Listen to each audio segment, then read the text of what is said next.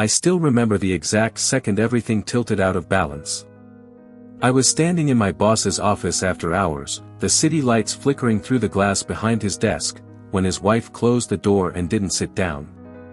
She stayed standing, too close, her perfume heavy in the air, her voice low enough to feel like a secret pressing against my skin. She said my name the way people do when they already know the answer to what they're about to ask. Then she made the proposal. And in that moment, I understood that whatever I said next would destroy something I hadn't even realized I was protecting. What haunts me isn't just what she asked. It's the way she smiled afterward, as if she already knew I would never see my life the same way again. A few months earlier, my world had been simple in a way I didn't appreciate at the time. I had landed a job most people would kill for, working directly under a man everyone respected. He was brilliant, controlled, the kind of boss who inspired loyalty without ever asking for it. I admired him. I wanted to be like him. And when he introduced me to his wife at a company dinner, I remember thinking how perfectly matched they seemed. She was elegant, sharp-eyed, always watching, always calculating something beneath the surface. She shook my hand and held it half a second longer than necessary. I told myself it meant nothing. That was the first lie I told myself. From that night on, she began appearing in my days in subtle ways. An email copied to me that didn't need to be. A casual comment about a project she clearly knew too much about. She would ask how late I was staying, whether I liked the pressure, whether I ever felt invisible despite all my effort. Her questions felt personal in a way that crossed an invisible line, but I couldn't name it yet. I just knew that when she looked at me, I felt seen in a way that unsettled me. I should have pulled back. I should have told myself she was just curious, just bored, just being polite. Instead, I leaned into the attention. It filled a quiet space inside me I hadn't admitted was empty. There were moments when I caught her watching me while her husband spoke, her expression unreadable. Sometimes she would smile, not warmly, but knowingly, like we shared a hidden truth no one else could see. That feeling, that electric sense of being pulled into something unnamed, followed me home at night. I'd replay our conversations, searching for meaning between her words, telling myself I was imagining things. But imagination doesn't make your pulse race like that. The first real crack appeared the evening she asked me to stay late to help prepare documents for an upcoming deal. Her husband had already left. The office was quiet, stripped of its daytime noise, and the silence felt intimate. She moved around the room as if it belonged to her, heels clicking softly, asking questions that had nothing to do with work. She wanted to know where I grew up, what I was afraid of, whether I believed people were truly faithful or just afraid of being caught. I laughed nervously, deflecting, but my answers were honest despite myself. When I finally packed up my things, she walked me to the door. She stood there, blocking the exit just long enough to make me uncomfortable, then smiled and stepped aside. "You're different," she said. "Don't let this place change that."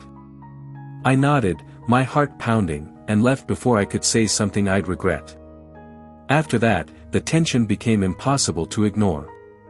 Every interaction carried weight. Every glance felt loaded. I noticed things I hadn't before, the way she touched my arm when she spoke, the way her voice softened when she said my name, the way she seemed to know exactly when I was alone. At the same time, my respect for her husband made everything feel darker. This wasn't a harmless crush. This was a forbidden relationship forming in the shadows, whether I wanted it to or not. I tried to set boundaries without ever stating them. I kept conversations short. I avoided being alone with her.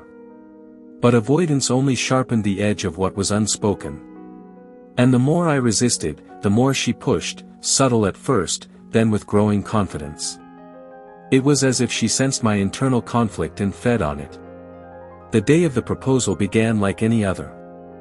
Meetings, deadlines, the usual controlled chaos. Near the end of the day, my boss asked me to bring a file to his office. When I arrived, he wasn't there. His wife was. She told me he'd been called away unexpectedly and asked me to wait. I hesitated, but professionalism kept me rooted in place. That was my second mistake. She closed the door gently, deliberately, and leaned against it. The room felt smaller instantly. She didn't waste time with small talk. She said she was tired of pretending, tired of living inside rules that benefited everyone but her. She said she saw how loyal I was, how hungry, how careful. Then she said she wanted something real, something secret, something that belonged only to us. Not love, she clarified, but an arrangement. An indecent proposal wrapped in calm logic and dangerous honesty. I stood there, frozen, my mind racing. Part of me was offended. Another part was flattered in a way I hated myself for. She spoke about her marriage like a contract long expired, about her husband's ambition eclipsing everything else, about loneliness that no amount of wealth could touch. She said she wasn't asking for romance, just discretion. She promised protection, advancement, opportunities I'd never have access to otherwise. And then she asked me if I had ever wondered what it would be like to stop being invisible. The room spun. I thought about my career, my values, the man who trusted me. I thought about the way she looked at me, like I was something she had chosen. The hidden truth was that a part of me wanted to say yes just to see what would happen. That realization terrified me more than the proposal itself. I told her I needed time. She smiled again, unbothered, as if time was already on her side. She opened the door and said we would talk again soon. As I walked out, my legs felt weak, my chest tight. I knew I had crossed into something I couldn't simply walk away from. Even if I refused, the secret now existed between us, alive and dangerous. That night, I didn't sleep. I replayed every word, every look, every possible outcome. I imagined discovery, betrayal, the collapse of everything I'd built. I also imagined power, desire, being chosen. The conflict gnawed at me, refusing to settle. By morning, nothing felt solid anymore. Over the next few days, she acted as if nothing had happened, which somehow made it worse. Her calm felt like control.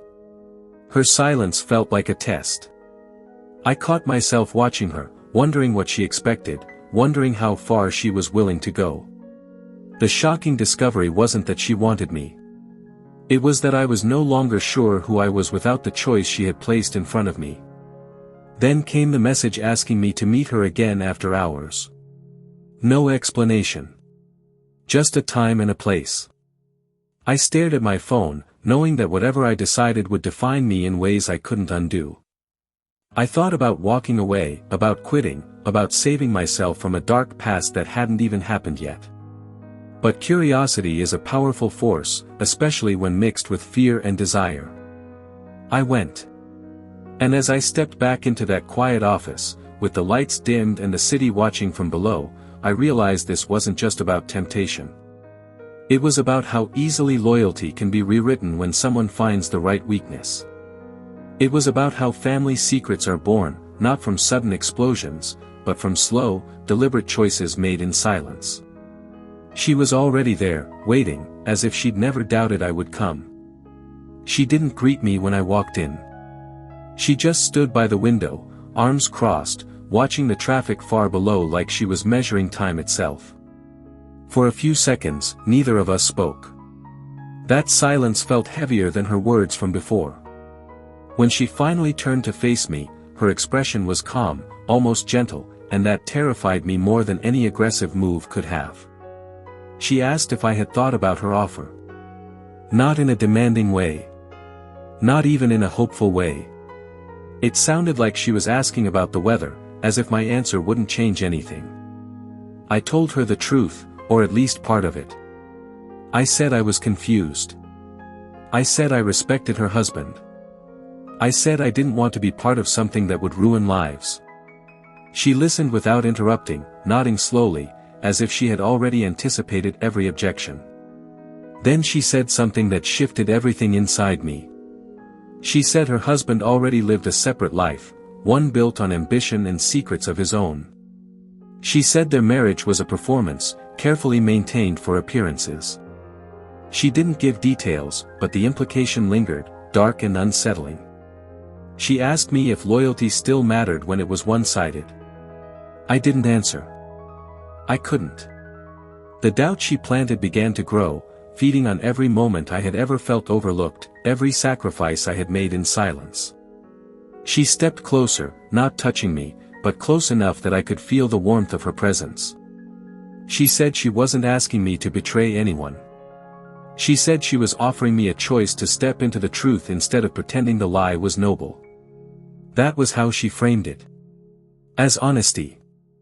As liberation. As something almost righteous. And I hated how convincing it sounded. I left again without giving her an answer. But this time, the distance between us didn't feel like safety. It felt temporary, like a pause before something inevitable. Over the next weeks, everything began to unravel in small, almost invisible ways. My boss became more distant, more distracted. Meetings were cancelled. Decisions delayed. Tension filled the office, the kind that doesn't announce itself but settles into every corner. I started noticing signs I had ignored before. Late nights he couldn't explain. Phone calls taken in private. A constant edge beneath his polished exterior. The hidden truth was emerging, piece by piece, and I didn't know if I wanted to see the full picture. His wife, on the other hand, became more open with me. Not flirtatious. Not overt. Just honest in a way that felt dangerous. She spoke about her loneliness, about years of being admired but never truly desired. She talked about watching her own life from a distance, feeling like an accessory instead of a partner. I listened, telling myself I was only being compassionate, only being human. But compassion has a way of blurring lines when it's mixed with longing. One night, she told me about a discovery she had made years ago, something she had never confronted him about. A betrayal buried under success and silence. She didn't give names or dates, but the pain in her voice was real. She said she learned then that fidelity wasn't always about bodies, but about presence. About choosing someone every day. She said he had stopped choosing her a long time ago. I felt the ground shift beneath me. If what she was saying was true, then the story I had been telling myself was incomplete. The moral clarity I clung to began to fracture. I wasn't the villain in her narrative. I was the escape. And that realization made me deeply uncomfortable, because a part of me liked being seen that way. The first time we crossed a line, it wasn't dramatic. There was no declaration, no moment that could be easily labeled as the beginning. It was a conversation that lasted too long. A look that lingered. A shared silence that carried too much meaning. We didn't touch, but when I went home, I knew something irreversible had happened. The forbidden relationship wasn't physical yet, but it was alive, pulsing beneath the surface, shaping my thoughts, my choices. Guilt followed me everywhere. At work, at home, even in my dreams. I began to fear exposure, not just of what was happening, but of who I was becoming. I avoided my boss's eyes, afraid he might see something reflected there. At the same time, I craved her attention more than I wanted to admit. The contradiction tore at me, leaving me exhausted and restless. Then came the moment everything accelerated. She told me her husband suspected nothing, but that he was planning a major move, something that would change all of our lives. She said when it happened, she would be expected to play her role perfectly, smiling beside him as if nothing was wrong. She asked me if I could handle being invisible again once that door closed. The question wasn't just about her. It was about me. About whether I was willing to step back into the shadows after being invited into the light. I realized then how deep I was already in. The shocking discovery wasn't her manipulation or his secrets. It was my own willingness to rationalize choices I would have judged harshly in anyone else. I had become complicit, not through action, but through desire. The tension finally exploded the night my boss confronted me. He didn't accuse. He didn't shout. He simply asked if I was happy working for him. The question caught me off guard. I answered too quickly, too defensively. His eyes narrowed just slightly, and I felt a chill run through me. He said loyalty was rare, that trust once broken could never be repaired. I left his office shaking, unsure if he knew everything or nothing at all. When I saw her later that night, she sensed my fear immediately. She told me this was the cost of living honestly, that discomfort was the price of truth. She said I could still walk away, but that I would never forget what it felt like to be chosen. That was her final push. Not a demand. Not a plea. Just a mirror held up to my own longing. The climax came quietly, without witnesses. I told her I couldn't keep pretending this was harmless. I told her I was afraid of what we were becoming. She listened, then admitted something she had never said out loud. She didn't just want escape. She wanted control. Over her life. Over her narrative. Over the years she felt erased. And I was part of that reclamation, whether I liked it or not. In that moment, I saw her clearly for the first time. Not as a seductress. Not as a victim. But as someone capable of reshaping reality to survive. And I had to decide if I was willing to be reshaped with her. I chose to step away. Not because it was easy. Not because it felt right. But because I finally understood that some doors, once opened, don't just lead to pleasure or pain. They lead to versions of ourselves we may not recognize. Walking away didn't make me a hero. It made me someone who would always wonder what life might have been like if I had stayed. The aftermath was messy and unresolved. My boss eventually left the company under circumstances no one fully explained. His marriage dissolved quietly, without scandal, without closure. She disappeared from my life without a goodbye. No final message. No explanation. Just absence. And maybe that was the point. I still think about her sometimes. About the proposal. About the life that almost was. I think about how close I came to losing myself inside someone else's rebellion. Family secrets don't always explode. Sometimes they fade, leaving behind questions that never stop echoing. If this story made you uncomfortable, if it made you question where you draw your own lines, then maybe you understand why I finally decided to tell it. There are choices we make in silence that shape us more than any public decision ever could. If you've ever faced a temptation that challenged who you thought you were, I want to hear about it. Share your thoughts, like this story if it held you until the end, and subscribe so you don't miss the next hidden truth waiting to be told.